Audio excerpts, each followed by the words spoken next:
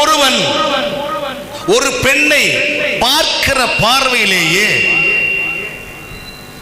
அவன் மனசுல இருக்கிறது இயேசுக்கு தெரிஞ்சு போச்சு. அல்ல சொல்லாம 1000 மடங்கு விபச்சாரம் செய்கிறான். ஏன்னா நம்மளால போஸ்டே வரைக்க பார்ப்பான். ஆமென் சொல்லாம. ஆனா அதை பத்தி கொஞ்சம் கூட வெளியே சொல்ல மாட்டான். அவர் உத்தமர். அவர் இவருக்கு மட்டும் சொக்க தங்கம் வேணும். கல்யாணத்துல சொக்க தங்கம் வேணும். 1-2 எங்கேயாவது பிசுறு கேள்விப்பட்ட வச்சுக்கோ, ஐயோ எனக்கு அந்த பொண்ணு வேணாம். இவரை பத்தி வரலாறுன்னா இவருக்கு வாழ்க்கை பூரா கல்யாணம் நடக்காது. அவ்வளவு பெரிய உத்தமர் கிடையாது அவர்.